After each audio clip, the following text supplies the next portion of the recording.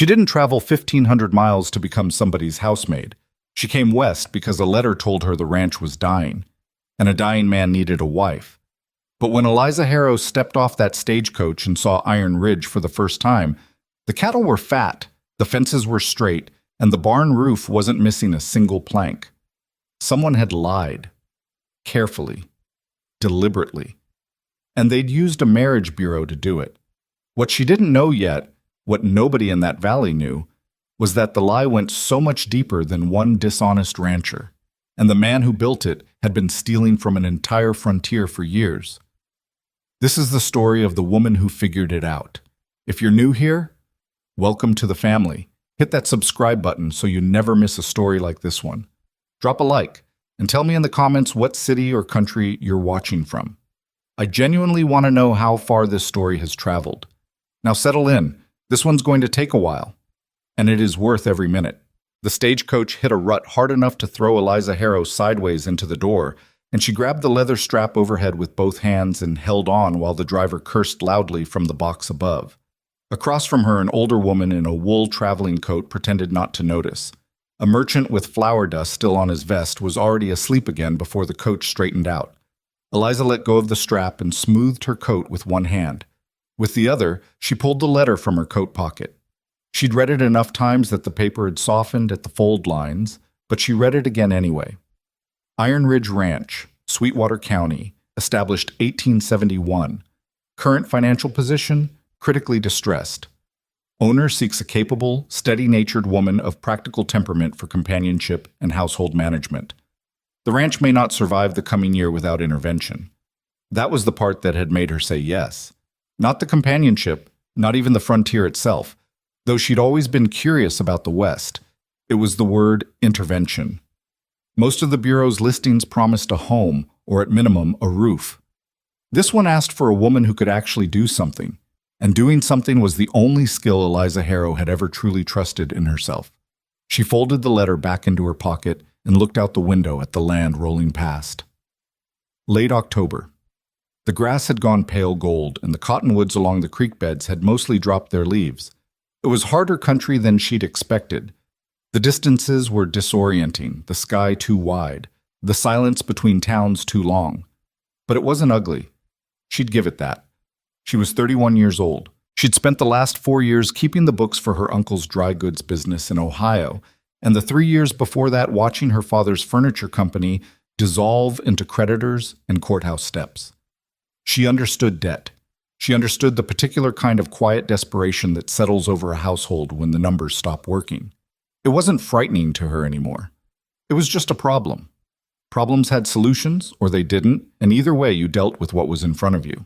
She wasn't sentimental about the marriage part. She understood the arrangement. She wasn't expecting love. She was expecting work. The stagecoach pulled into the town of Harlan Wells just after noon, and she was the only passenger who stepped down with a trunk.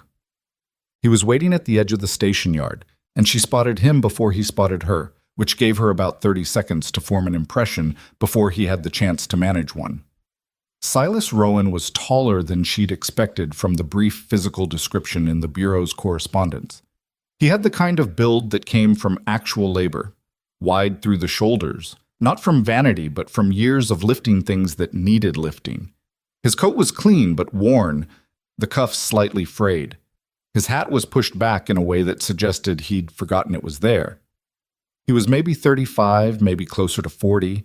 The sun had made his age hard to read. He was scanning the passengers coming off the stage with an expression that wasn't quite nervous but wasn't relaxed either. When he found her, he walked over with his hat in his hand, which she appreciated.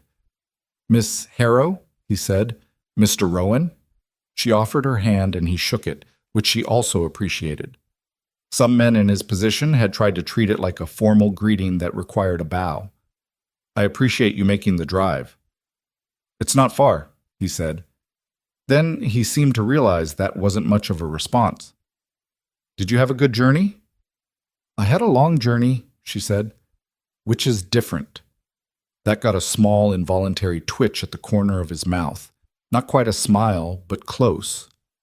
He picked up her trunk before she could say anything about it, and started toward a wagon waiting at the hitching post. The drive to Iron Ridge took just under 2 hours, and for most of it they talked about practical things: the ranch's acreage, the number of head currently on the range, the condition of the well and the kitchen stove. Silas answered her questions straightforwardly, without embellishment, and she noticed that he never told her anything would be fine when she asked a direct question. He'd say it needs work, or it's holding for now, or I'm not sure yet. She found that reassuring in a way that was hard to explain. What she didn't ask about, not yet, was the money. She was saving that conversation.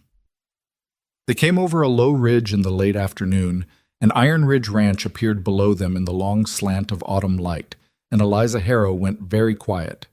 The barn was large and solid, the roof intact. The fences running along the near pasture were straight and recently mended. There were cattle in the south pasture. She could see them from here, a substantial herd moving slowly in the grass. The main house was modest but not small, built of rough-hewn timber with a covered porch across the front. Smoke was coming from the chimney. A dog was sleeping on the porch steps. None of this matched the letter. She sat with that for a moment, watching the ranch come into clearer view as they rolled down the track toward it. The barn door wasn't hanging off its hinges. The yard wasn't cluttered with broken equipment. The cattle were not thin. "Mr. Rowan," she said, keeping her voice level. "The letter from the Bureau said this ranch was in critical financial distress." He didn't answer immediately. "Mr. Rowan." "It is," he said. "That barn doesn't look like a barn belonging to a ranch in critical financial distress." "No," he said, "it doesn't." The wagon rolled on. She waited. "The land's fine," he finally said. "The herd's fine. The buildings are fine. That's not the problem." "Then explain to me," she said, "what the problem is, because I have traveled a considerable distance based on a document that described a dying operation. What I'm looking at is not a dying operation." He pulled the wagon to a stop before they reached the yard. He set the brake and turned to look at her directly, for the first time since they'd left town. His expression was not quite guilty, but it wasn't comfortable either. "There's an investor," he said. "Silent partner. He's held a stake in the ranch since my father's time. On paper, according to the books he controls, this ranch owes more than it can ever repay. The land's healthy, the cattle are productive, I've got the best grass on the ridge. But every quarter, money goes out, and the debt on paper doesn't shrink. It grows. I don't understand how exactly. I'm not—" He paused. "I don't read financial documents the way some people do." Eliza looked at him for a moment. Then she looked back at the ranch. "Who prepared the letter for the Bureau?" she asked. "Blackwell's office," he said. "Horace Blackwell, the investor." She thought about that. A financier who controlled the paperwork, controlled what the Marriage Bureau was told about the property's condition, and selected, through the Bureau's process, who came to the ranch. "And the intent," she said slowly, "was to bring out someone who would marry into the property." Silas didn't say anything, which was its own kind of answer. "I need to see the ledgers," she said. "I figured you might," he said. "They're in the house." But the ranch hand who showed her to the spare room was a young man named Cord, maybe 19, with a sunburned nose and the careful, polite manner of someone who'd been told to make a good impression. He set her trunk down without bumping the walls and informed her that supper would be at 6 and that the gray horse in the second stall was not to be trusted. "He bites?" she asked. "He waits," Cord said solemnly, like he's planning something. "Good to know," she said. After he left, she unpacked only what she needed for the night: a change of clothes, her wash things, the small leather notebook she carried everywhere. And then she went to find the ledgers. Silas had left them on the table in what passed for an office, a room off the main hall with a single window facing east, a desk that had seen hard use, and 3 shelves of books, most of which turned out to be ranch records going back nearly 15 years. The ledgers were stacked in 2 piles, the older ones bound in cracked dark leather, the newer ones in green cloth. A lamp was already lit. She sat down and opened the oldest one first. She worked through supper. Cord brought her a plate that she ate without looking up, and she was still working at midnight when she heard Silas come to the doorway. "You should sleep," he said. "Probably," she said. She didn't stop writing. He came in and sat in the chair across the desk. He looked tired in the particular way of someone who has been tired for a long time and stopped expecting it to change.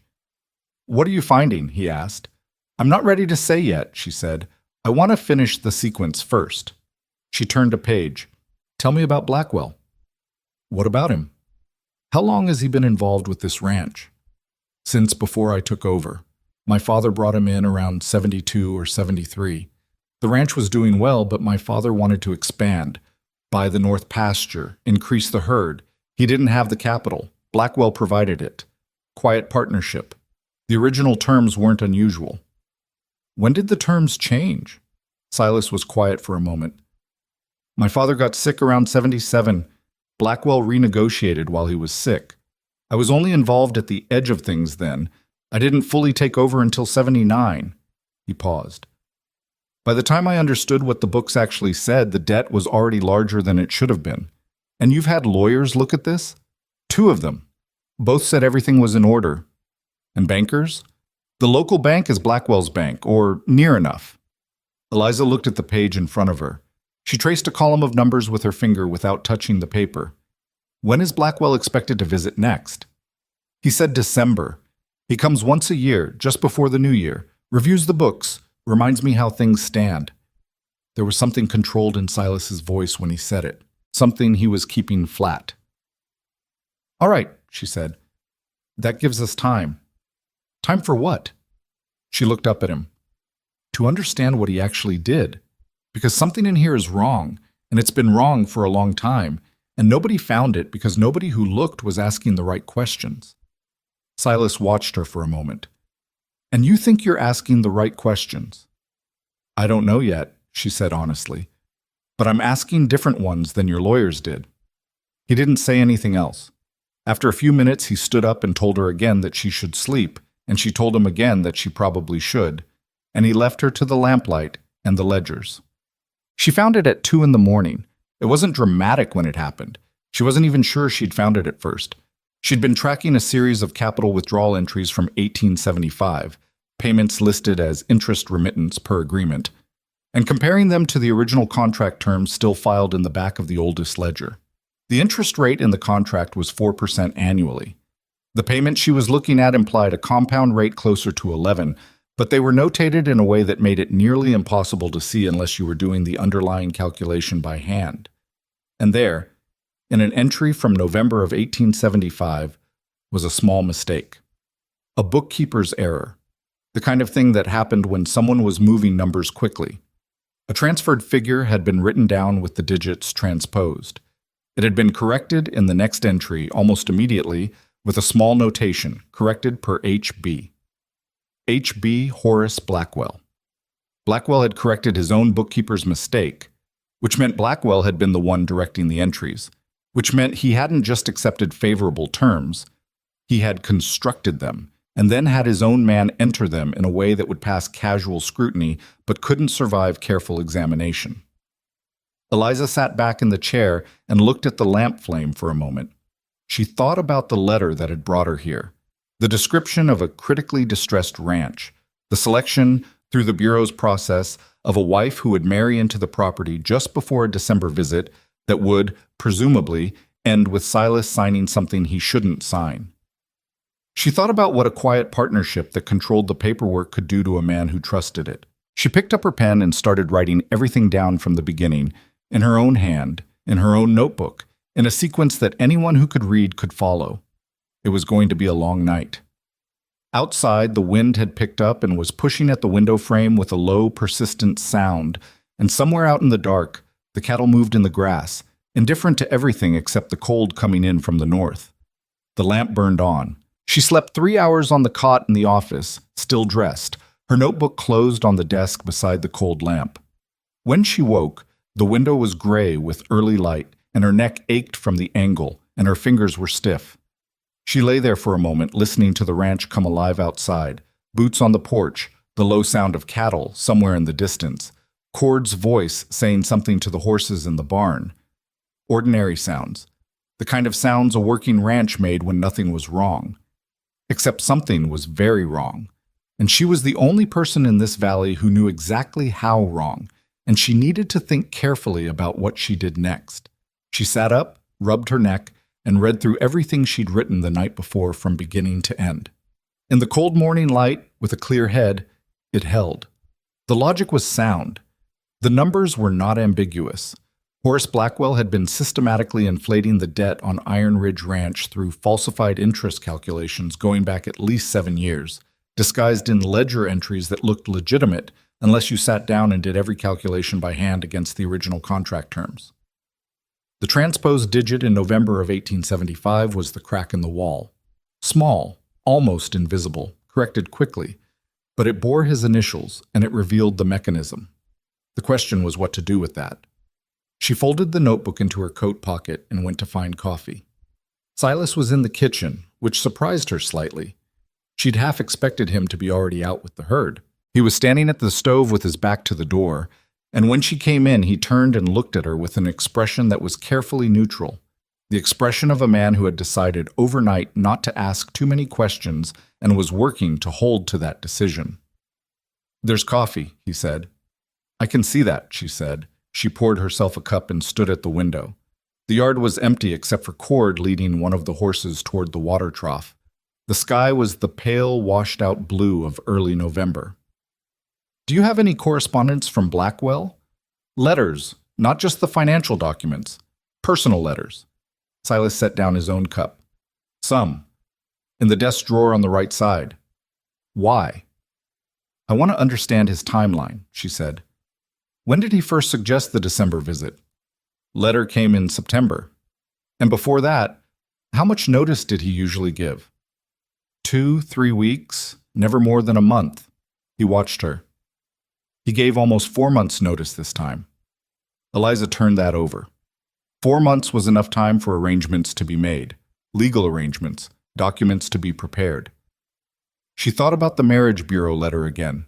The careful language describing a distressed operation, the specific framing around the property's instability.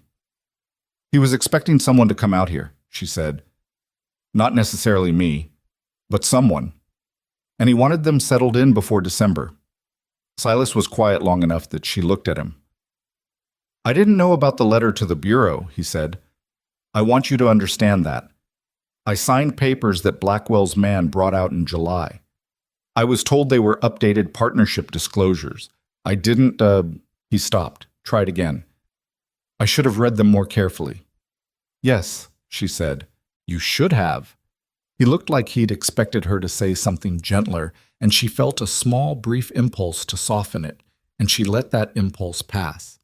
It wouldn't help him for her to be gentle about it. "You didn't know what you were signing," she said. "That's different from signing it knowingly. But it means Blackwell has your signature on a document you didn't fully read, and I need to know what that document says." She paused. "Do you have a copy?" "He keeps the copies." "Of course he does," she said, and turned back to the window. They stood in silence for a moment. Outside, Cord had finished with the horse and was coming back across the yard, his breath fogging in the cold. "What did you find?" Silas asked. "In the ledgers." She told him. Not all of it at once. She went slowly because he wasn't a financial man and there were pieces of the mechanism that needed context before they made sense. She told him about the compound interest discrepancy, about the withdrawal pattern, about the way the entries had been structured to resist casual examination. She told him about the initialed correction in 1875 and what it meant about who had been directing the bookkeeping. Silas listened without interrupting. His jaw tightened at a certain point and didn't relax again. When she finished, he said, "How much do I actually owe him, legitimately, under the original terms?" Under the original terms, with 4% simple interest properly calculated, nothing. The debt should have been retired in 1879. She watched that land on him. "You've been paying a debt that by any honest accounting doesn't exist." The silence that followed was not comfortable. It was the silence of a man absorbing something that rearranged the last several years of his life. She let him have it. "Why didn't the lawyers find this?" he finally said. "Because they read the ledgers as presented," she said. "They saw internally consistent numbers and accepted them. Nobody went back to the original contract and calculated from first principles. It's tedious work. Most people assume someone else already did it. She paused. Also, it's possible that at least one of them was not working entirely in your interest. Something shifted in his expression. Not surprise exactly. More like a confirmation of a suspicion he'd been refusing to fully think. Morrison, he said quietly. The name of one of the lawyers, she assumed. I don't know enough to say that, she said. I'm saying it's possible. You should keep that in mind. He put both hands flat on the kitchen table and stood there for a moment, looking at nothing in particular. Then he pushed back and stood straight. What do we do? He asked. First, she said, I need to finish going through every ledger. All of them, not just the ones I covered last night. I need the complete picture before I start making claims, because incomplete claims are worse than no claims at all. They give him room to discredit the analysis. She picked up her coffee. Second, I want to talk to some of the neighboring ranchers. That surprised him. Why? Because Blackwell didn't build this system for one ranch, she said. A fraud this careful, this sustained. This is not something a man constructs for a single target. It's too much work. You do this kind of work when you're planning to use it repeatedly. She looked at him steadily. Who else in this valley has had financial trouble in the last 10 years? Real trouble. Losing land, losing cattle, giving up. Silas thought about it. He didn't have to think long. The Pattons lost their place in '78, he said. Drought, everyone said, but Marcus Patton had been running that land for 20 years, and he knew how to handle drought. The Kelsey operation, sold off in pieces over 2 years, ended up leaving the valley entirely in '80. And there's Walt Greer, still holding on, but barely. He paused. Blackwell bought the Patton land. And the Kelsey parcels. Eliza set her coffee cup down. Of course he did, she said. She went back to the ledgers. It took her 3 more days to finish. 3 days of sitting at that desk until her eyes went dry and her back ached from the chair, and she had to stop and walk outside in the cold just to clear her head enough to continue. Cord brought her meals with the faithful regularity of someone who'd been given a job and took it seriously. Silas came in the evenings and sat across from her and asked questions, and she answered the ones she could and told him to wait on the rest. The ranch ran around her. She could hear it, the sounds of men working, animals being moved, the creak and clatter of daily frontier life, and she let it run without involving herself in it, because the work in front of her required everything she had. On the 3rd evening, she closed the last ledger, put down her pen, and pressed both palms flat against the desk. The full picture was worse than the partial one had been. Blackwell hadn't just inflated the interest rate. He'd done that as the foundation, but on top of it he'd constructed a layered set of additional mechanisms, penalty charges for payments that she could find no contractual basis for, administrative fees that appeared without documentation, and at least 2 instances where credits that should have reduced the balance had been rerouted into a separate account that didn't appear to reduce the debt at all. Each of these things, examined alone, could potentially be explained away. Together, they were a system. A deliberate, sustained, carefully disguised system for extracting money from a productive ranch while making it appear, on paper, that the ranch was failing. She went to find Silas. He was in the barn, working on a harness by lantern light. He looked up when she came in, and something in her face must have told him something, because he set the harness down and gave her his full attention without her having to ask. "Tell me," he said. She told him. All of it this time. The complete mechanism. When she was done, he was very still for a moment, and then he turned and put his fist into the wooden post beside him. Not hard enough to damage anything. She had a feeling he'd pulled it, but hard enough that his knuckles were red when he turned back. "Sorry," he said. "It's your barn," she said. He almost laughed at that. It came out wrong, right? It's too short, too tight. But it was closer to a laugh than anything she'd heard from him in 3 days. "What do we do with this?" he said. "We're going to go talk to Walter Greer," she said. "And then we're going to try to find the Pattons, if they haven't gone too far, and anyone else who lost land in this valley with Blackwell anywhere in the vicinity. Walt's going to want to know why." "Then we'll tell him why." Silas nodded slowly. "He's not an easy man to convince of things." "I'm not asking him to be convinced of anything yet," she said. "I'm asking him to pull out his records and let me look at them." She paused. Would you rather I went alone? I can make the approach without you if you think your involvement complicates it." He looked at her for a moment with an expression she couldn't quite read. "No," he said. "I'll go with you." They rode out to the Greer place the next morning before the frost had fully lifted from the grass. Walter Greer was 60 or thereabouts.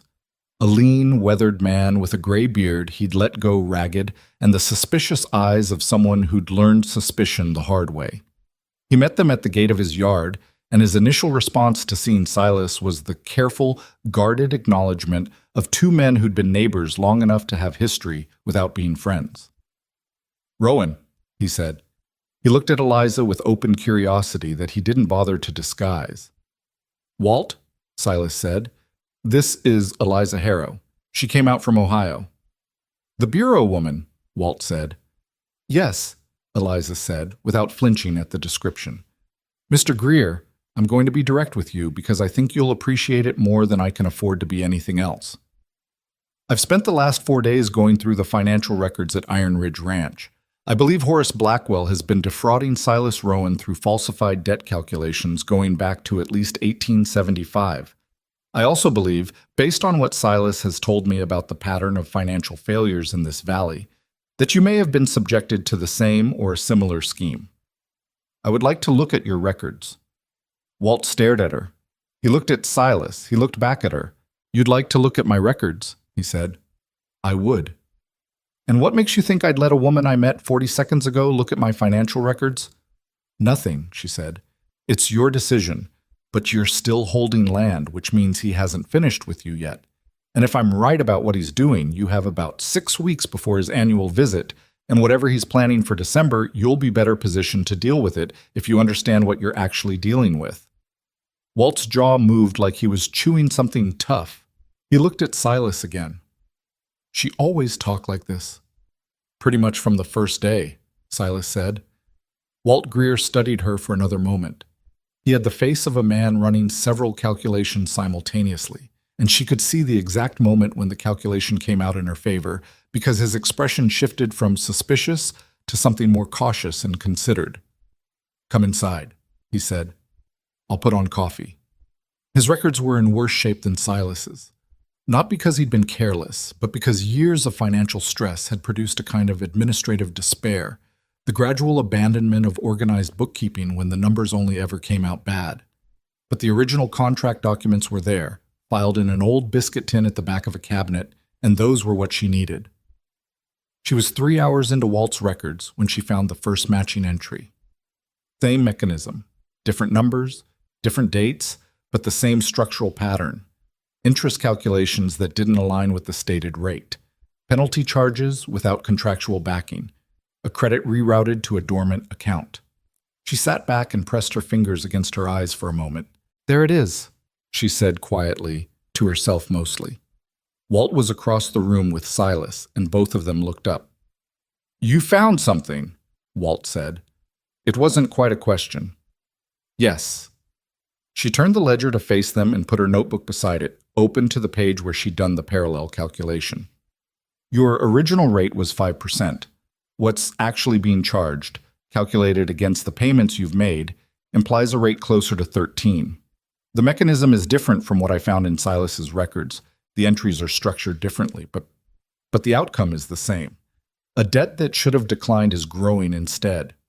Walt Greer stood over the ledger for a long time without saying anything. He was the kind of man who needed to come to a conclusion himself rather than be led to it, and she let him stand there and look. "My wife thought I was a failure," he finally said. Not to either of them, really, to the ledger or to himself. "She died in 79. Thought I'd managed the finances badly. She didn't say it out loud, but I knew." His voice was flat and even in the way of someone who had no anger left about it, only the long, settled weight of something that couldn't be changed. "I thought so too for a while." Silas looked at the floor. Eliza kept her eyes on Walt, because looking away felt like a dismissal of what he'd just said. "You didn't manage them badly," she said. "The documents you signed didn't say what they were made to appear to say. That's not incompetence. That's fraud." Walt looked at her. For the first time since they'd arrived, the suspicion was gone from his eyes. What replaced it was something harder to name, something that looked, in an older man's face, a great deal like relief. "What do we do?" he asked. The same 3 words Silas had said in the barn 2 nights earlier. "We find out how many others there are," she said. "And then we figure out how to make every piece of this impossible for him to explain away." She closed his ledger carefully and made a note of where she'd stopped, and outside the window the afternoon was starting to go gray, the light dropping fast the way it did in November this far north. And somewhere on the road back to Iron Ridge, the temperature was already falling toward freezing. She had 6 weeks before Horace Blackwell arrived. It was not a lot of time, and the work was only beginning. The ride back to Iron Ridge that evening was cold enough that Eliza could feel it through her coat, through the wool scarf she'd wrapped twice around her neck, down into the bones of her hands where they gripped the reins.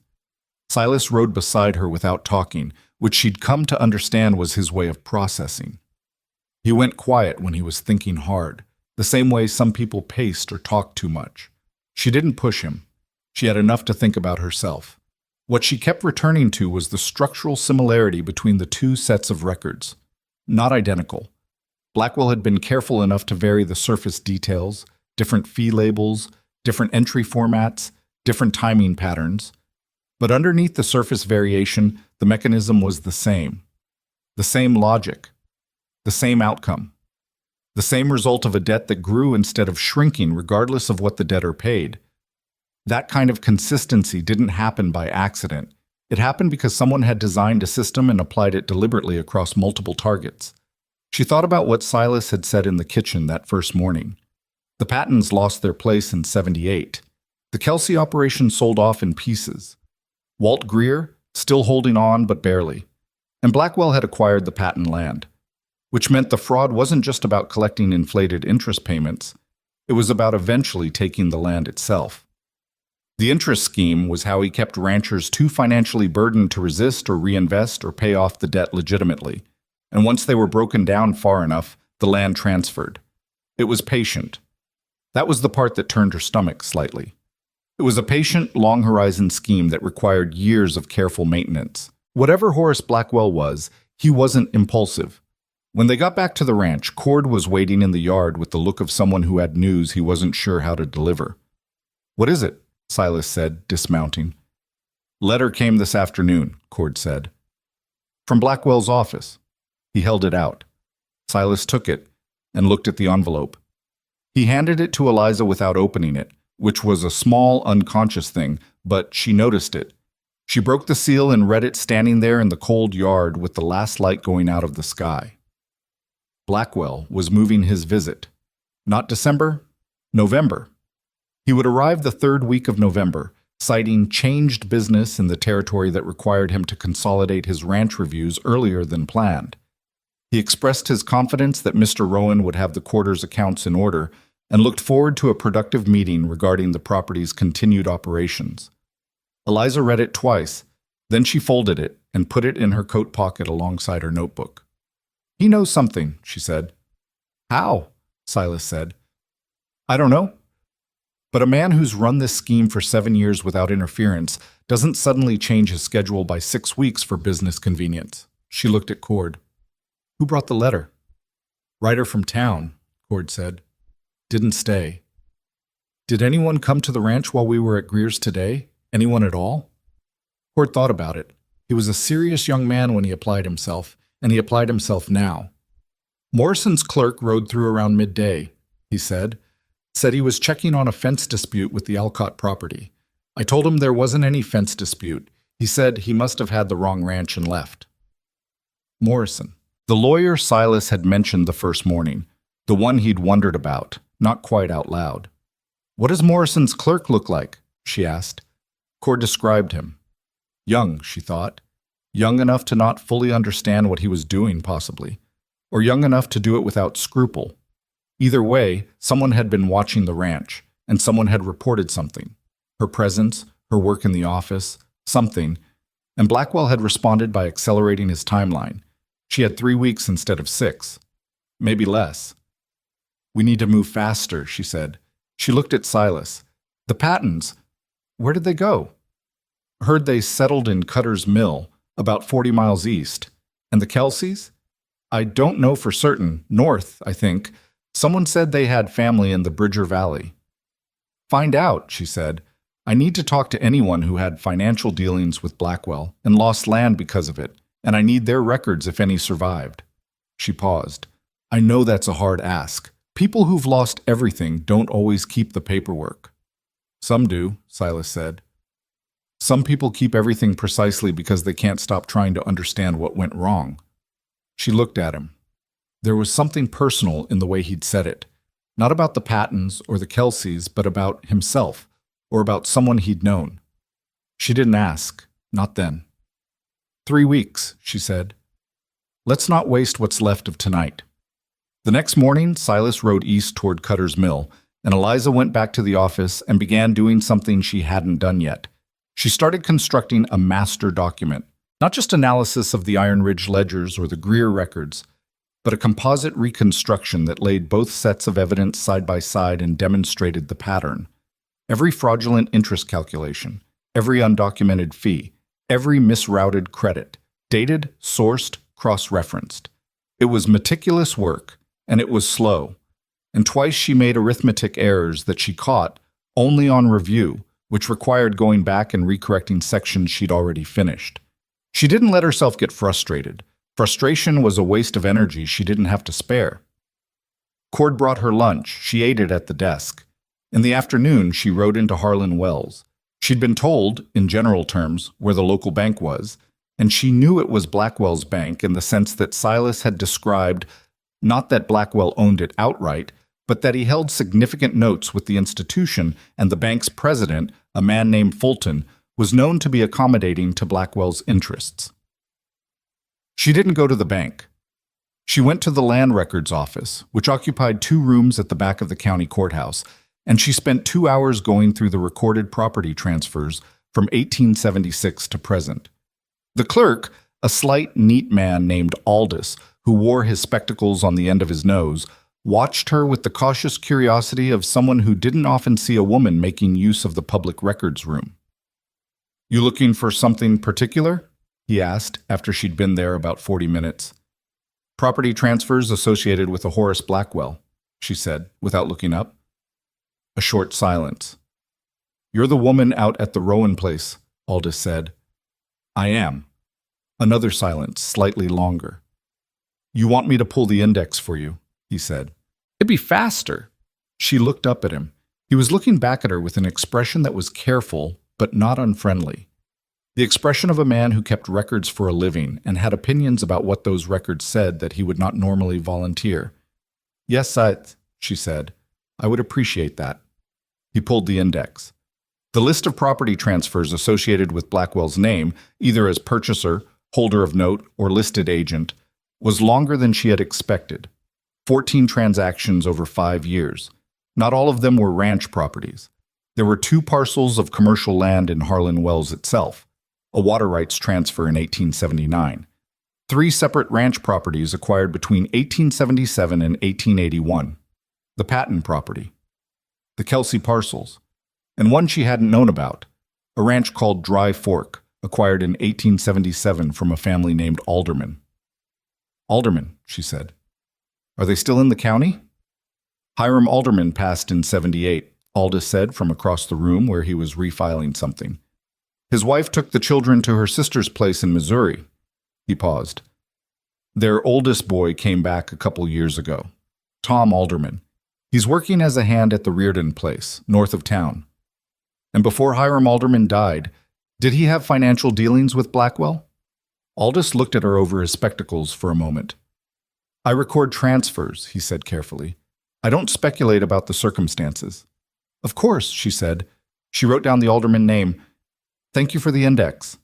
She copied everything she needed and rode back to the ranch in the last of the afternoon light, and her mind was already working on what she'd found. Not just the number of transfers, but the timing of them. The Alderman property in 1877, the Patton property in 1878, the Kelsey parcels across 1879 and 1880. Spaced out. Patient. Not so fast that it drew obvious attention, but steadily, year by year, with Blackwell's holdings in the valley expanding quietly, while individual families collapsed under debt they couldn't understand. Silas came back from Cutter's Mill the following afternoon with Marcus Patton riding alongside him. Eliza met them in the yard, and she understood immediately from Marcus Patton's face that he was a man who had not expected to be making this trip. He was maybe 50, broad across the chest and going gray, with a set to his jaw that suggested he'd spent 3 years being angry about something and had learned to keep that anger somewhere tight and controlled. He looked at Eliza with the frank, measuring assessment of a man who was deciding whether to trust her before she'd said a single word. "Silas says you found something in his books," Marcus said, not getting down from his horse. "I did," she said. "I also found matching evidence in Walt Greer's records. I believe the same mechanism was used against your ranch, and I'd like to confirm that if you have any records that survived." She paused. "I understand if you don't. 3 years is a long time, and there's no reason you'd want to hold on to documents associated with one of the worst periods of your life." Marcus looked at her for another moment. Then he swung down from the horse. "I kept everything," he said. "My wife thought I was punishing myself. Maybe I was. But I kept everything." He'd brought 2 years of ledgers in a saddlebag. She took them to the office that evening and started from the beginning, and Marcus sat in the chair across the desk, the same chair Silas had occupied during those first late nights, and watched her work with the tense, held stillness of a man waiting for a verdict. She found the pattern within the first hour. Different surface structure again. Blackwell had used a different bookkeeper for the Patton accounts, and the fee labels were different. But the underlying mechanism was identical to what she'd found in the Rowan and Greer records. And there, in the Patton ledgers, was something she hadn't found in the others. A letter, tucked between 2 pages, from Blackwell's office to Marcus Patton, dated 3 months before the ranch transferred. The letter referenced a pending property settlement agreement and expressed Blackwell's sincere regret that circumstances had made the transfer necessary and his appreciation for the Patton family's cooperation. She read it twice and set it aside carefully. "He sent you a letter," she said. "I remember it," Marcus said. "Did you keep the envelope?" He reached into his coat pocket without a word and put an envelope on the desk. She'd underestimated him. He'd kept everything, including the postmark. "Marcus," she said, "I want you to understand what I'm looking at." She turned the ledger to face him and put her notebook beside it, and she walked him through it the same way she'd walked Walt through it. Not talking down to him, just laying out the calculation and showing him where it diverged from what the contract stated. He followed it. He was not a financial man by training, but he was not slow, and when the understanding arrived in his face, it arrived completely. He put both fists on the desk. He did not hit anything, he just sat there with both fists on the desk and breathed. "I told my wife it wasn't my fault," he said. "She believed me. But I didn't believe myself." His voice was very flat and even. "For 3 years I figured I must have missed something, made some mistake, trusted too easily or not carefully enough. Because the bank reviewed the books. My lawyer looked at them. And everyone said it was in order." "It was designed to look in order," Eliza said. "It would have passed any review that didn't go back to the original contract and recalculate from the ground up. Your lawyer, the bank, they read the numbers as presented. Nobody did the underlying arithmetic. You did." "I had a reason to look harder," she said, "and I have a particular kind of stubbornness." Marcus looked at her. Something in his expression had shifted. The anger was still there, but it had found a direction now instead of just sitting heavy and inward. "What do you need from me?" he asked. "Your records, your letter, and the envelope," she said. "And I need to know if you know how to find Tom Alderman." That surprised him. "Hiram's boy? What's he got to do with this?" "His father lost the Dry Fork Ranch to Blackwell in 1877, she said. "If any records survived, or if Tom remembers anything about the circumstances, it could be another piece of the pattern." She paused. "Also, the more ranches we can demonstrate this scheme was applied to, the harder it becomes for Blackwell to argue that any individual case was a misunderstanding or a clerical error." Marcus nodded slowly. "Tom's working north of town. I know him. He stopped. "He's not going to want to dredge all that back up. His father died in debt, and he's spent 5 years trying to put it behind him." "I know," she said. "I'm going to ask him anyway. It's not fair, and I'm aware of that." She closed the ledger. "None of this is easy or fair for anyone involved, but Blackwell is arriving in less than 3 weeks, and I need to have something so complete and so well documented that he cannot argue his way out of it. One ranch's evidence he can call a misreading. 2 ranches he can call a coincidence. 4 or 5 ranches with matching patterns, documented in detail, is something different. There was a silence, and Marcus turned his hat in his hands.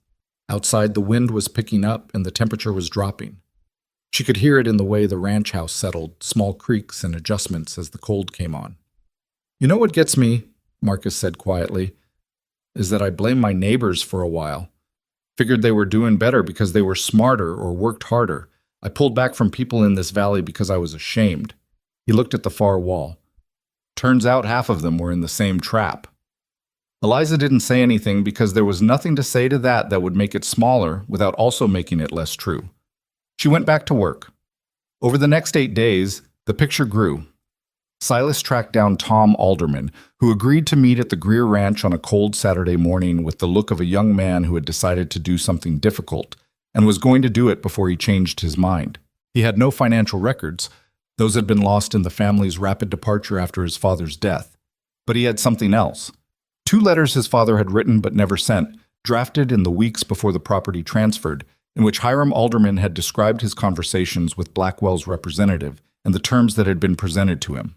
The letters weren't financial evidence in a technical sense, but they described the same pattern of escalating debt that couldn't be explained by the stated terms, the same confusion and eventual capitulation under financial pressure that none of the ranchers had been able to resist. Walt Greer, who had now had 10 days to sit with what Eliza had shown him, came to that Saturday meeting with a neighbor of his own, a man named Cass Duval, who still ran a small spread on the west side of the valley and who had been fighting Blackwell's numbers for 2 years without understanding what he was fighting. Eliza stayed up until nearly 3 in the morning going through Duval's records, and by the time she closed the last ledger, she had confirmed the same structural fraud in 5 separate ranching operations across the valley. 5 ranches. 5 families. The same mechanism, varied just enough at the surface to avoid obvious recognition, applied with patient consistency over nearly a decade. She sat at the desk and looked at her master document. 31 pages of dense, careful analysis now, cross-referenced and organized, and felt something she hadn't let herself feel since she'd first opened Silas's ledgers. Not triumph. Not yet. And maybe not ever exactly. More like the particular cold clarity of someone who has measured a problem completely and can finally see its actual edges. The problem's edges were large, but they were edges. It wasn't boundless anymore. Silas appeared in the doorway sometime around 4 in the morning. He'd learned not to tell her to sleep. Instead, he just brought coffee and set it beside her, and sometimes he stayed and sometimes he didn't. Tonight he stayed. "How many?" he said. "5, she said. "Counting yours?" He sat down. He looked at the stack of notebooks and ledgers and copied documents that had accumulated across every surface of the small office over the past 2 weeks. "And you think it's enough?" "I think it might be enough," she said. "There's a difference." She picked up the coffee. "I've also been thinking about the Commerce Commissioner's office." "Blackwell has connections there," Silas said. "Everyone says so." "Everyone says so," she agreed. "But connections are not the same as complete control. The territorial commissioner is appointed from outside the county. Blackwell can influence the local bank, the local lawyers, possibly the local sheriff.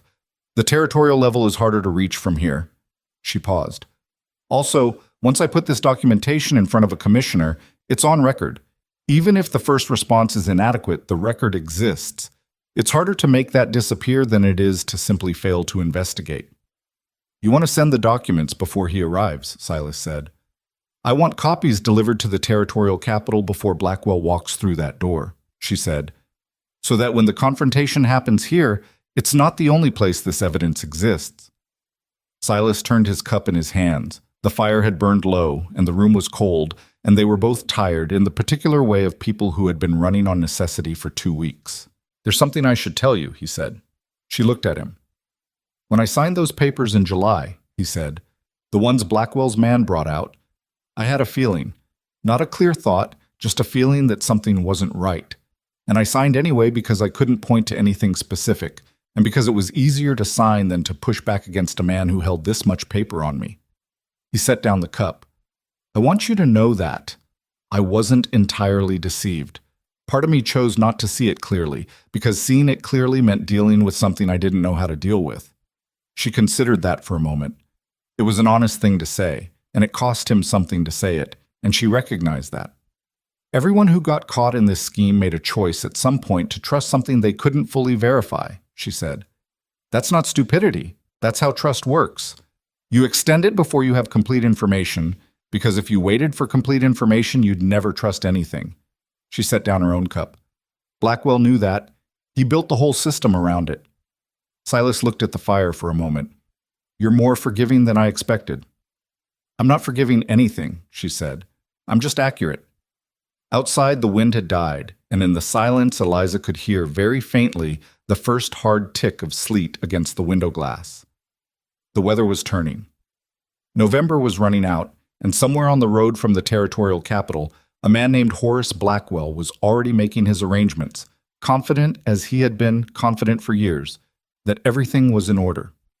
He didn't know yet that someone had gone back to the beginning and done the arithmetic. The copies went out on a Tuesday, 9 days before Blackwell's revised arrival date.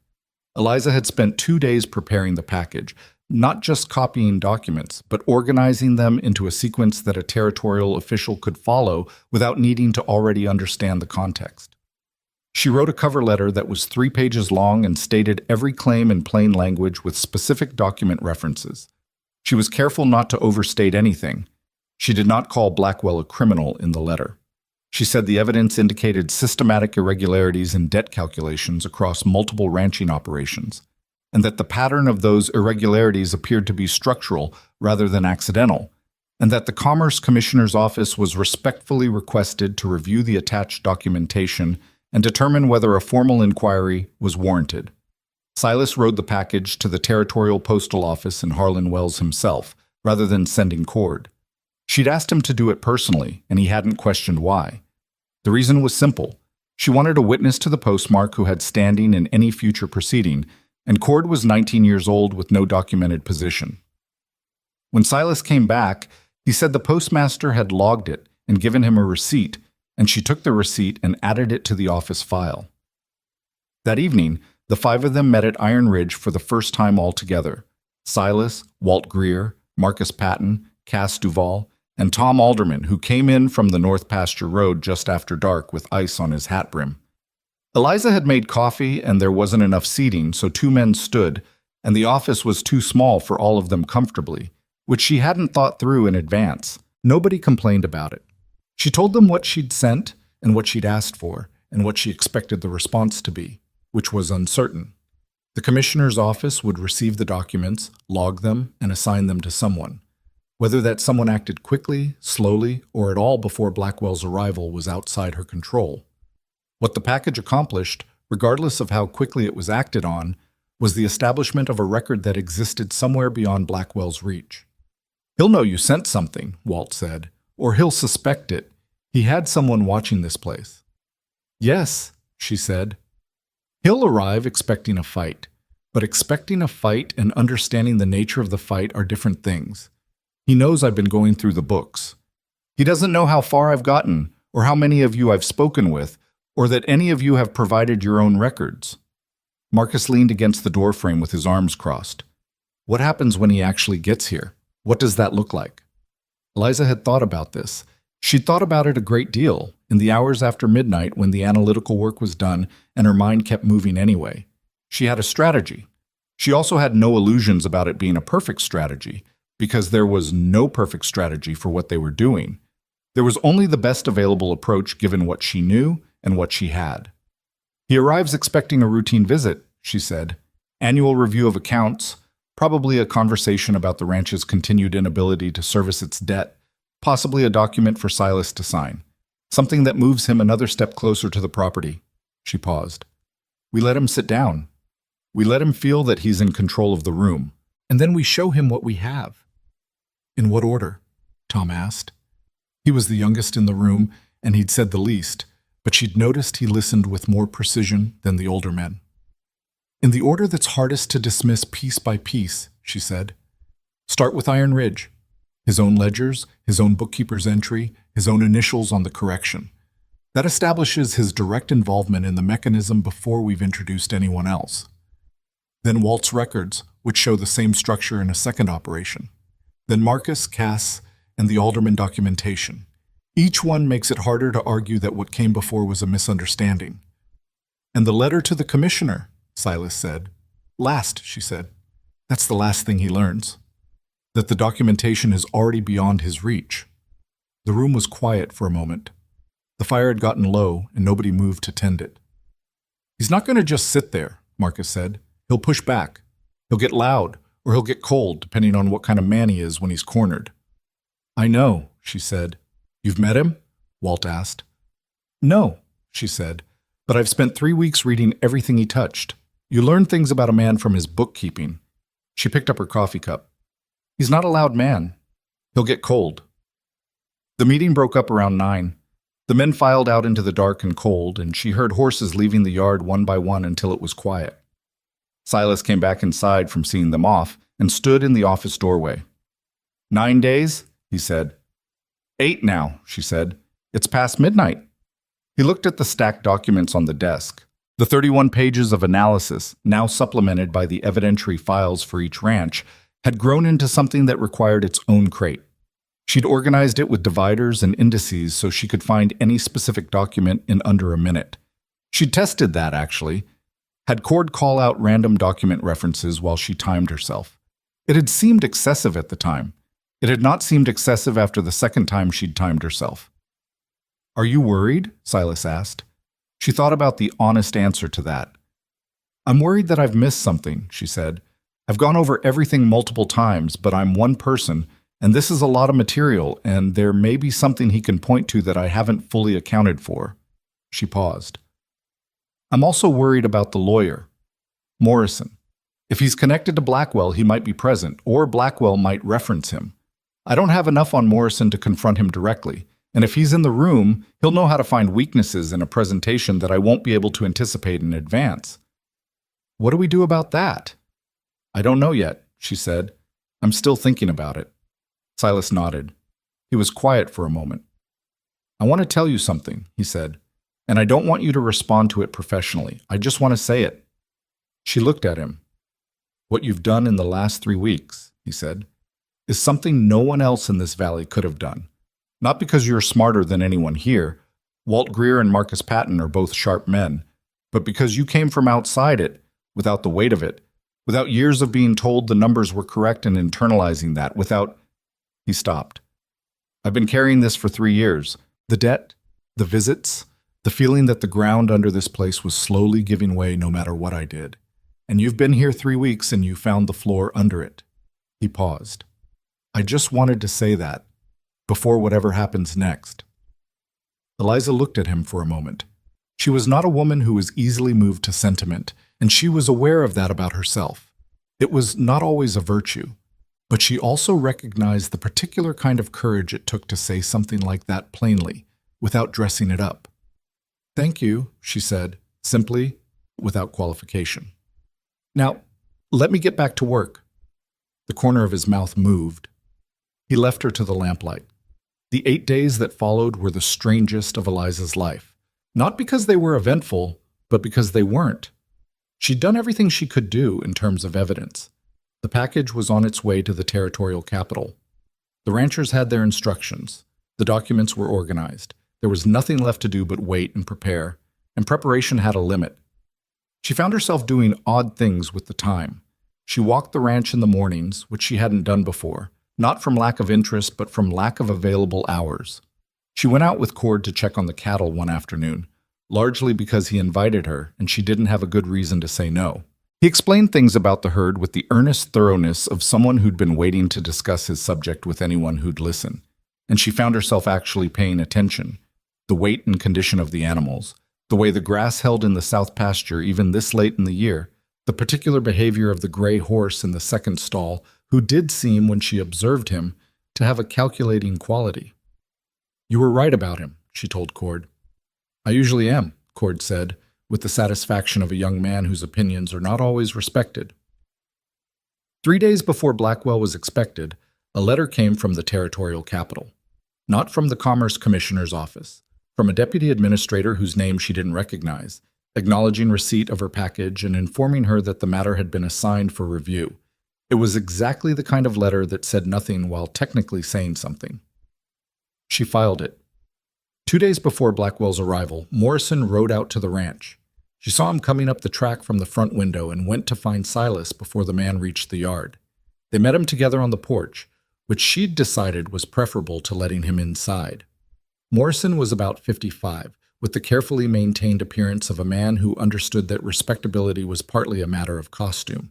Good coat, clean shave, hat at a proper angle. He smiled when he saw them, and it was the smile of a man who practiced smiling. "Rowan," he said. He looked at Eliza with an expression that was politely curious and not quite welcoming. "And Miss Harrow, I believe. I've heard about your arrival. How are you finding the frontier?" "Interesting," she said. "I imagine so." He looked back at Silas. "I wanted to stop by ahead of Mr. Blackwell's visit, just to make sure everything is in order, since I understand the schedule moved up. Routine check-in." "There's nothing routine to discuss," Silas said. "The accounts are in order." Morrison's smile stayed in place. "Glad to hear it.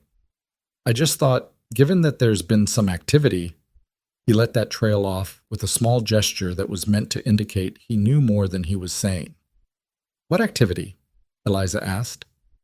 "There's been talk in town," Morrison said pleasantly. "People stopping in at the land records office, riders going to various ranches. Harlan Wells is a small place, Miss Harrow. Things get noticed." "People are allowed to visit each other," she said. "Of course." He turned his hat in his hands once. "I simply wanted to convey, as someone who has had a long professional relationship with Silas and with Mr. Blackwell both, that whatever concerns might have developed, whatever impressions might have formed from an incomplete picture of the financial arrangements, there are simpler ways to address them. A conversation, before things become formal. Formalities can be costly and slow, and often resolve less than people hope." Eliza looked at him steadily.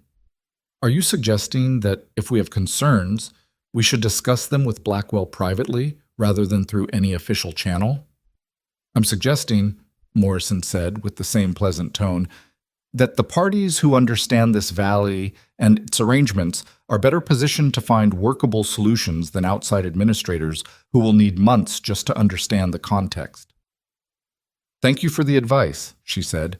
"We'll keep it in mind." Morrison held her gaze for a moment. The pleasantness didn't leave his face, exactly. It shifted into something slightly more considered. He nodded to Silas, replaced his hat, and rode back down the track. When he was out of earshot, Silas said, "He's going to tell Blackwell everything he knows before that man arrives." "He's going to try," Eliza said, "but he doesn't know what we have. He knows we've been talking to people and looking at records. He doesn't know the extent of the analysis or that we sent documentation to the Capitol." She turned back toward the house. "It doesn't change anything. We were already assuming Blackwell would arrive suspicious." The day before Blackwell came, all 5 ranchers met once more at Iron Ridge. Eliza went over the plan again. Not because they hadn't heard it, but because repetition was steadying when nerves were running. Walt Greer was calm in the way of someone who had processed his anger over 10 days and arrived at the far side of it. Marcus Patton was tighter, more watchful, his jaw set. Cass Duval was quiet and attentive. Tom Alderman kept his hands still with visible effort. She told them what each of them needed to do, which was mostly be present, be steady, and let her do the talking unless she asked one of them directly. She told them that Blackwell would try to find the weakest point in the room and direct his energy there. She told them not to react to whatever he said about their individual situations, because reaction was what he'd be looking for. "He's going to say something about my father," Tom said, quietly, without particular heat. "Probably," she said, "because your father can't defend himself, and Blackwell will know that's a pressure point." Tom nodded. He was 23 years old, and he'd spent 5 years carrying his father's supposed failure like a weight someone had attached to him without asking. She could see that in the set of his shoulders. "Whatever he says about your father," she said, "does not change what the documents show. Hold on to that." Horace Blackwell arrived the following afternoon. He came in a coach, not a stagecoach, but a private one, black, with a driver and a second man riding alongside who was large enough and positioned in a particular way that made his function clear. Eliza watched them come up the track from the window and noted all of this with the same methodical attention she'd given to everything else over the past 3 weeks. Blackwell himself was not what she'd constructed in her imagination, which she acknowledged privately was her mistake. She'd been reading his work for so long that she'd formed a picture of him, and the picture was wrong in the particulars. He was shorter than she'd expected, maybe 60 years old, with white hair and a broad, solid build that had gone soft around the middle without making him look weak. His coat was excellent. His eyes, when he stepped down from the coach and surveyed the yard, were light gray and moved with the quick assessing quality of a man who is always taking inventory. He looked at the horses at the rail. He looked at the ranch house. He looked at the people on the porch, Silas, Eliza, and standing slightly back, Walt Greer, who Blackwell clearly did not expect. Something crossed his face. Quick, gone. Rowan, he said. His voice was even and carried a pleasant authority. He looked at Walt. Greer, this is a surprise. Mr. Blackwell, Walt said. Blackwell looked at Eliza last. He was too controlled to show surprise at her presence, but she could tell from the slight delay before he spoke that he was reassessing. Miss Harrow, he said, I'd heard you'd arrived. I imagine you had, she said. Please come inside. There's a great deal to discuss. The front room of the ranch house had been rearranged. The table had been moved to the center of the room, and the chairs were positioned with deliberate intention. Blackwell would sit on one side, everyone else arranged across from and around him. The documents were stacked on the table in their organized sequence, face down. Blackwell came in and took in the arrangement in a single glance. He sat where indicated with the careful composure of a man who was recalculating rapidly and not willing to show it. His large companion stayed by the door. The driver remained outside. Marcus Patton was already inside, seated to Eliza's left. Cass Duval was in the corner. Tom Alderman stood by the far wall. When Blackwell saw Marcus, his expression shifted again. Another of those quick, controlled movements that didn't quite become a reaction. This appears to be more than an annual account review, Blackwell said pleasantly. Yes, Eliza said. She sat down across from him and placed her hands flat on the table. Mr. Blackwell, I want to be straightforward with you.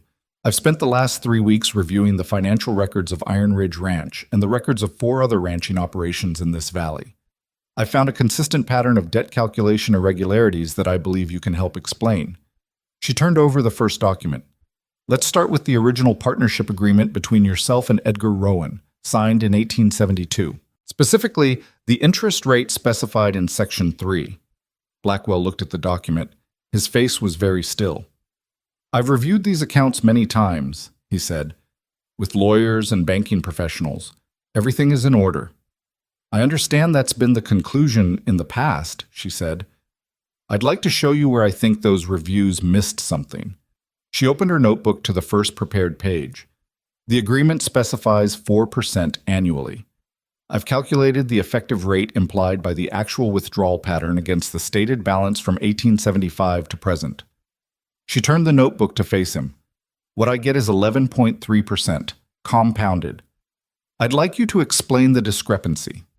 Blackwell looked at the numbers. He looked at them for longer than a man would look if he found them unfamiliar.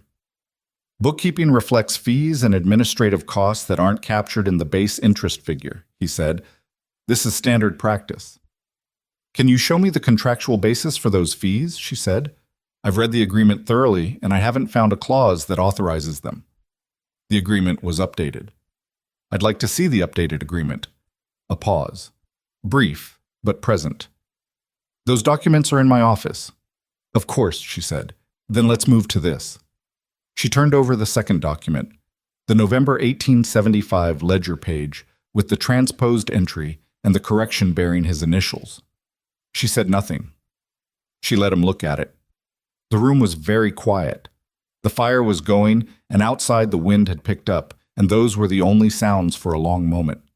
Clerical error, Blackwell said. Corrected promptly, as you can see. Yes, she said. Corrected by you, which means you were directing the entries. She turned over the next document, Walt Greer's records, opened to the matching page. This is from Walter Greer's accounts. Different bookkeeper, different format, same structural outcome. She turned over Marcus's ledger page. Marcus Patton's accounts, 1876 to 1878. She turned over Cass Duval's matching entry. Cass Duval, ongoing. She placed Tom Alderman's father's letter on top. Hiram Alderman, 1877, describing in his own words the escalating debt that he could not reconcile with the terms he believed he'd agreed to. The documents lay on the table between them. 5 ranches, 5 families, the same pattern laid out in sequence. Blackwell looked at the documents. He did not look at the men in the room. He was a man who had spent decades reading rooms and responding to them, and she could see him doing it now, calculating, assessing, looking for the angle. These are clerical inconsistencies across multiple accounts, he said, and his voice was still even, still that pleasant authority. Taken individually, each has an explanation. Taken together by someone with a particular interpretation in mind, they can be made to look like something they aren't. He looked at her directly for the first time. You're an intelligent woman, Miss Harrow, but intelligence isn't expertise, and expertise in frontier finance requires context that... The documentation was received by the Territorial Commerce Commissioner's office 4 days ago, she said. The silence that followed was of a different quality than any silence that had preceded it. Blackwell's face did not change. That was the remarkable thing. He held his expression with the discipline of a man who had trained himself not to react visibly. But something happened in his eyes, some rapid internal movement, and for just a moment the pleasant authority was entirely absent, and what sat in its place was the face of a man doing fast, cold arithmetic about a situation that had suddenly changed shape. He looked at her. She looked back at him. The commissioner will want to speak with all of us, I expect, she said. And with you. Whatever explanation you have for the discrepancies across 5 ranches, you'll have the opportunity to provide it to someone with the authority to evaluate it properly. She kept her voice level, not cold, not warm. I think we're past the point where this is a conversation between a rancher and his investor. The fire crackled once. The wind pressed at the window. Blackwell sat very still in his chair, and for the first time in what she suspected was a very long time, Horace Blackwell did not appear to know what to say. The silence in that room lasted long enough to become its own kind of statement. Blackwell broke it first, which Eliza had expected. Men like him didn't sit in silence when they could speak. Silence was a loss of control, and control was the only currency they'd ever trusted. You've made a significant error in judgment, he said. The pleasant authority was back, reconstructed fast, but it had a different quality now, tighter, less natural, like a coat put on in a hurry. Going to the commissioner's office with incomplete analysis and inflammatory framing will not accomplish what you're hoping. It will create a formal record that reflects poorly on everyone in this room, including Silas, and the process of investigation. Even an investigation that finds nothing can take months or years, during which time these ranches will struggle to secure credit, conduct normal business, or... You're describing consequences for us, Eliza said. While you're sitting in a room where 5 men can look you in the eye and say you took their land, or tried to. So yes, there will be inconvenience for everyone. She paused. Including you. Blackwell looked at her. The gray eyes had gone very flat. Morrison will... he started. Morrison's involvement is something the commissioner's office will also be reviewing, she said. His visit here 2 days ago, specifically his suggestion that formal channels would be more costly than a private resolution, is documented. She did not mention that the documentation was a page in her own notebook written immediately after Morrison rode away, but she held his gaze and did not look uncertain about it, and he had no way to know the difference. Something shifted in his posture, not a collapse. This man would not collapse in a room full of people, but a settling, the way a structure settles when one of its supports has given way. He looked at the documents on the table for a moment. Then he looked at the men arranged around the room, one by one, as if conducting a final inventory. Walt Greer looked back at him without expression. Marcus Patton's jaw was set, and he was very still, the way a man is still when he is holding something in with considerable effort. Cass Duval watched the table. Tom Alderman watched Blackwell directly, and his face held something that was not quite anger and not quite grief. Some combination of the two that had been sitting in him for 5 years waiting for a moment that looked like this one. Blackwell stood up. "My attorneys will be in contact," he said. "We expect that," Eliza said. He picked up his hat from the table. He did not say anything further to the men in the room.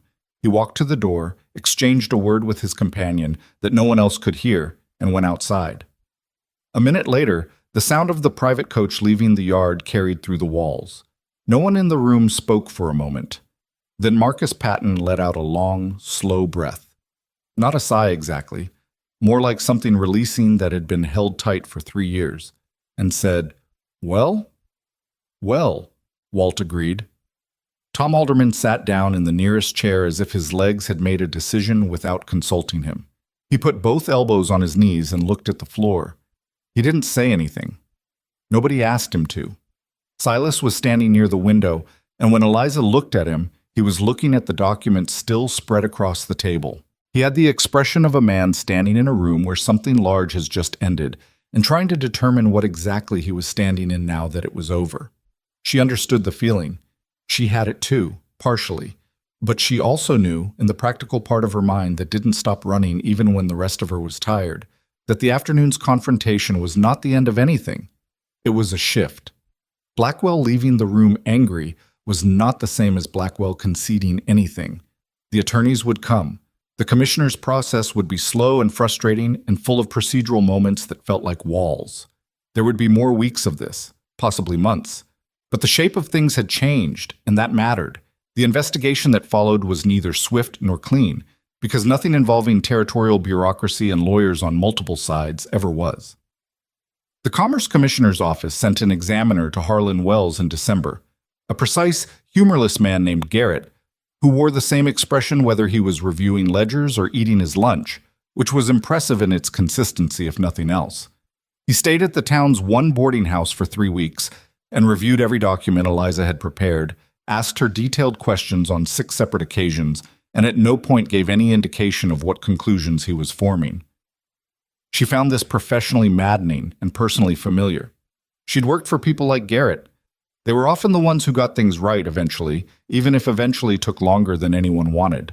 Blackwell's attorneys arrived in the second week of December, 2 of them from the territorial capital, with the careful dress and deliberate manner of men who billed significant amounts and knew it.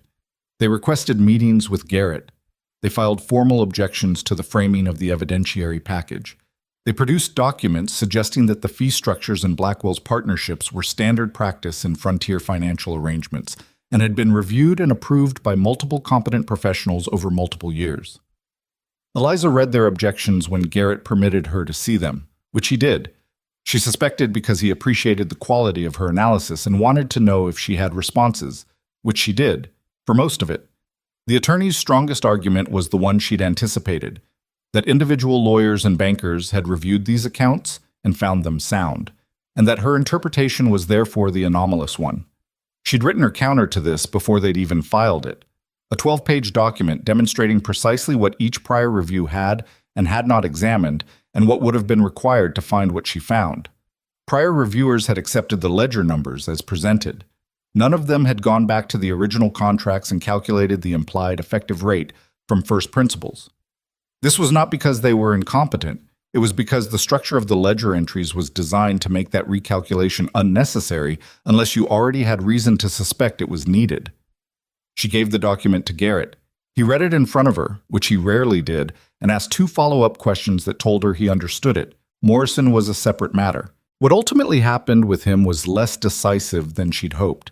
He was never formally charged with anything, because his role had been advisory rather than evidentiary, and the line between bad advice and criminal conspiracy was one that the attorneys on both sides argued about for weeks without resolution. He quietly closed his practice in Harlan Wells in January and relocated to somewhere north that nobody seemed to know precisely. Eliza wasn't satisfied with that outcome. She also recognized that not every part of something like this resolved the way you wanted it to, and that holding out for perfect resolution was a way of staying bitter forever. The formal findings came in February, 8 weeks after Garrett had arrived. The Commerce Commissioner's office issued a finding of systematic financial irregularity in the partnership accounts of Horace Blackwell across 6 ranching operations in Sweetwater County. They'd identified a 6th, the Alderman Ranch's predecessor parcel, that Eliza hadn't fully documented, and referred the matter for legal proceedings. The referral used careful, administrative language that stopped well short of calling anything what it was, but the effect was real. Blackwell's financial activities were now under formal scrutiny, his ability to operate in the territory was suspended pending review, and the property transfers he'd made as a result of the fraudulent debt schemes were flagged for potential reversal proceedings. Silas came to find her when the letter arrived. She was in the office. She was almost always in the office. And he stood in the doorway and held up the envelope without speaking. She read it through once, then again, then set it on the desk. "It's a beginning," she said, "not an ending. The reversal proceedings will take time, and there's no guarantee on the patent land or the Kelsey parcels." "I know," he said. "The debt on this ranch is effectively voided pending the proceedings, which means you can operate without that hanging over you. That part is real, and it's now." "I know that too," he said. He came in and sat down, not across the desk as he had during those first late nights, but in the other chair, beside the desk rather than opposite it. A small thing. She noticed it. "Are you satisfied?" he asked. She thought about it honestly. "I'm satisfied with the work," she said. "I'm less satisfied with how long the rest of it will take. And I'm not satisfied about Morrison." She paused. "But satisfaction as a permanent state is not a realistic expectation. I think we got as much as was available to get." "That's a very practical way to feel about it." "I'm a practical person." He looked at her for a moment. "You know, Walt Greer told me last week that you're the most stubborn human being he's ever encountered, and he meant it as a compliment." "Tell Walt I'll take it," she said. Silas almost smiled. The almost smiles had been coming more frequently lately, she'd noticed. Not becoming full smiles exactly. He wasn't that kind of man, and she wasn't going to expect him to become one, but present, which they hadn't always been. The valley did not transform overnight. That was the thing about the outcome that was hardest to explain to people who asked about it later. There was no single moment when everything became different. It happened in pieces, slowly, the way things that have been damaged over a long time tend to heal. Walt Greer got his first fair credit negotiation in 3 years, with a banker from the next county who'd heard about the commissioner's findings and was now uncertain that Blackwell's assessment of the local ranch's value was reliable. Marcus Patton filed the first formal challenge to his property transfer in March, with the support of the documentation Eliza had compiled. The proceedings would take time, possibly years. He filed anyway, because the documentation existed and the path was open, and those two things had not been true 6 months ago. Tom Alderman stayed in the valley. She hadn't expected that, exactly. He'd come into all of this with the manner of a young man who was doing a difficult thing and planned to leave again after. But he stayed. He was still working as a hand at the Reardon place when she left in the spring, and the last time she saw him he was talking to Cord in the yard about something to do with horses, and the 5-year weight she'd seen in his shoulders the first time she met him had shifted into something that looked more like ordinary life. Cord himself had become, without either of them quite noticing when it happened, a person she respected. He was young, and he had large gaps in his knowledge about most things, but he paid attention. He was honest about what he didn't know, and he'd shown during the weeks of preparation and tension a steadiness that wasn't common at any age. She told him so directly before she left, because she'd found over her life that people who deserve to hear something useful rarely get told it, and that was a waste. He looked embarrassed, and then pleased, and said, "Thank you, Miss Harrow." And she said, "Eliza." And he said it again and got it right. The marriage question had never been formally resolved, which was its own kind of resolution. She and Silas had not had a direct conversation about it until late January, when the investigation was moving forward and the immediate pressure had eased enough for ordinary life to reassert itself. She'd raised it because it was the kind of thing she'd rather address plainly than allow to become awkward through avoidance. "The arrangement that brought me here," she said, "I want to be clear about what I think it is and isn't." They were in the kitchen. It was a Sunday, and it was snowing outside, and Cord was in the barn. Silas was at the stove, and he turned to look at her. "All right," he said. "I'm not leaving because the work is done," she said. "I'm staying because I choose to be here. But I want that to be a choice, not a contract. The Bureau's arrangement, the framing of it, was based on a fraudulent premise, and I don't think either of us should feel bound by it." He looked at her for a long moment. "Are you telling me you want to stay but not be married?" "I'm telling you I want to stay because I want to be here, not because a letter told me I was supposed to." She paused. "The rest of it can be whatever we decide it is, on whatever timeline makes sense. I just wanted to say the first part clearly." Silas turned back to the stove. He stirred whatever was in the pot. Outside, the snow was coming down steadily, and the yard was going white. "That seems fair," he said. "Good," she said. They left it there for a while, which suited them both. What Eliza thought about in the long, quiet evenings of that winter was not the fraud or the investigation, or even Blackwell's face in the moment he'd understood what she'd done. What she thought about was the moment she'd first sat down with the Greer ledgers in Walt's kitchen and found the same structural pattern she'd found in Silas's records. The particular quality of that recognition, not satisfaction exactly, more like something clicking into a true position that had been slightly off. She'd spent years in her uncle's business reading numbers that told stories, and she'd understood for a long time that the numbers themselves were neutral. They were just the shape of what people did and chose. The story was in the choice. Blackwell had made a particular set of choices, carefully and over many years, and those choices had their own logic. The logic of a man who believed that the people around him were slower than he was, and that slowness was something to be exploited. She'd met people like that. She understood the logic, even if she found it genuinely contemptible. What he hadn't accounted for was the possibility that someone would come from outside the system he'd built, without the accumulated weight of it, and simply sit down and read everything from the beginning. Not with special genius, with stubbornness and time, and the specific advantage of having no previous reason to accept any of it as given. That was the thing about these valleys, these small, contained worlds where everyone had known everyone for years, and the existing arrangements had the weight of long habit. They were vulnerable to anyone patient enough and careful enough to construct a false foundation, because the people inside them were too close to the ground to see the whole shape of what was underneath them. She'd been useful here, not despite being an outsider, but because of it. She filed that away. It seemed like the kind of thing worth knowing about yourself. Spring came to Iron Ridge slowly, the way it came to high country. Grudgingly, a few degrees at a time, the snow pulling back from the south-facing slopes first, while the north pasture stayed frozen for another 3 weeks. The cattle moved differently when the grass started coming back, and Cord explained to her with great enthusiasm why that was, and she listened and found that she actually wanted to know. The ranch was not transformed. It was still a working operation with the wear and trouble of any honest enterprise. Equipment that needed repair, weather that didn't cooperate. The normal friction of keeping animals alive through difficult conditions. Silas was still a man who went quiet when he was thinking and didn't fill silence with empty words, which she'd come to appreciate rather than find difficult. She was still a woman who worked too late by anyone else's standard and had opinions she didn't always soften before delivering them. They were not an easy combination in every moment. Some evenings they disagreed about something and one or both of them was in a poor temper about it. That was the actual shape of it, without embellishment. But there was also this. A morning in March when the light came through the east window of the office at a particular angle and she was working at the desk that had been the site of those first long nights, and Silas came in with coffee and set it beside her without a word, and she looked up and he was already on his way back out, and she thought, this is ordinary. This is what ordinary feels like when it has been built on something real. She'd come west because a letter told her a ranch was dying and a man needed a wife.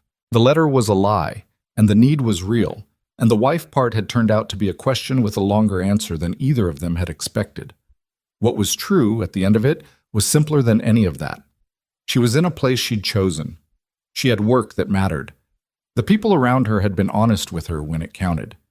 That was not a small thing.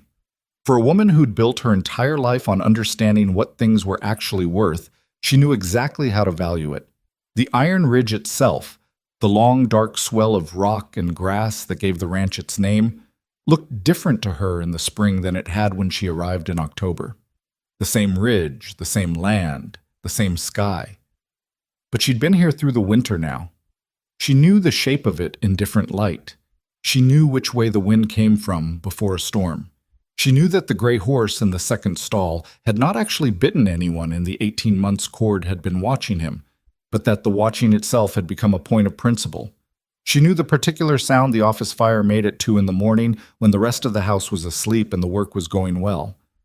None of it had been easy, and none of it was finished, and she didn't expect it to be. But the ground under it was honest, and that was worth more than she'd known to ask for when she stepped off a stagecoach in October with a trunk and a notebook and a letter she'd read too many times to count. She put down her pen. Outside, the spring was coming in over the ridge, slow and real and earned. She picked up her coffee and went to watch it arrive.